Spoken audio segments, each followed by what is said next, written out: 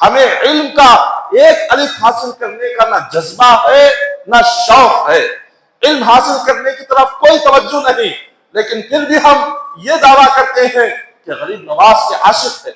یقیناً عشق اور محبت ہر ایک مومن کو اولیاء سے کرنی ضروری ہے۔ ان کی عقیدت، ان کی محبت بندے کے ایمان کو تازہ کرتی ہے، شیطان کے شر سے اولیاء کی محبت بندے کی حفاظت کرتی ہے۔ تمام چیزیں بالکل درست ہے، مگر سب سے پہلے کیا ہے؟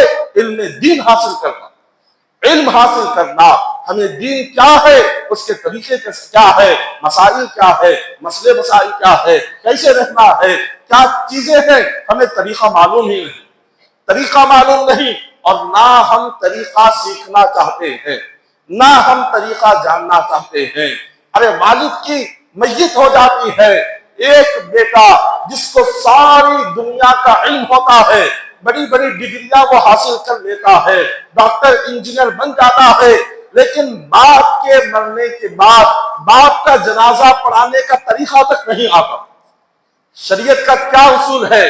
شریعت کا قانون یہ ہے کہ میت کی اولاد سب سے پہلے نماز جنازہ پڑھانے کے لیے آگے جائے، یہ شریعت کا قانون ہے۔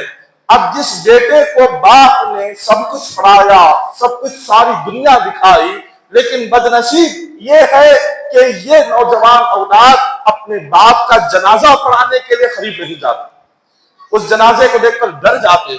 ایسا کمزور ایمان ہے کہ کوئی میت کو دیکھ کر ڈر رہا ہے، چھونے کو تیار نہیں، قریب جانے کو تیار نہیں، وہاں جا کر غسل دینے کو تیار نہیں۔ ارے ساری زندگی جس باپ کو دیکھا، جس ماں کو دیکھا، جس باپ نے پالا، پڑھایا، سب کچھ کیا، یہاں سانس گئی، اب اس کو دیکھ کر ڈر ہو رہا ہے۔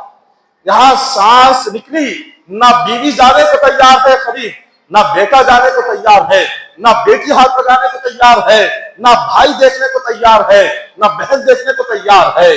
کسی اڑوس پڑوس کو بلا رہے ہیں کہ آؤ میت کے کپڑے تبدیل کر دو، آؤ میت کو پہلے صحیح طریقے سے لٹا دو، دوسروں کو آس پاس پڑوسیوں کو بلا رہے ہیں۔ ارے مرنا تو سب کو ہے، باپ کے موت پر، ماں کے چہرے کو دیکھ کر، ماں کی میت کو دیکھ کر ایسا ڈر کیوں پیدا ہو رہا ہے؟ یہ ڈر کہاں کا ہے؟ یہ ڈر کس لیے ہے؟ کیا مرنا نہیں ہے؟ کیا موت آنی نہیں ہے؟ بالکل آنی ہے۔ یہ ایک جہالت ہے، نہ ہم نے دین پڑھا ہے، نہ علم حاصل کیا ہے، اسی لیے ڈرتے ہیں میت کو دیکھ کر، اسی لیے ڈرتے ہیں جنازے کو دیکھ کر، اسی لیے ڈرتے ہیں موت اور قبرستان کو دیکھ کر۔ ارے یہ تو زندگی کا حصہ ہے، انسان پیدا ہی ہوا مرنے کے لیے، انسان دنیا میں آیا ہی ہے قبر میں جانے کے لیے، دنیا میں آیا ہی ہے کفن پہننے کے لیے، دنیا میں آیا ہی ہے غسل کر کے اس کی نماز جنازہ پڑھی جائے، وہ آیا تو اسی لیے ہے۔ اب اسی لیے ہم اس حقیقت کو نہیں جانتے، ہم اس سچائی کو نہ ماننے کو تیار ہے نہ عمل کرنے کو تیار ہے۔ آج یہی معاملہ ہے۔ ایک روایت میں آتا ہے کہ ایک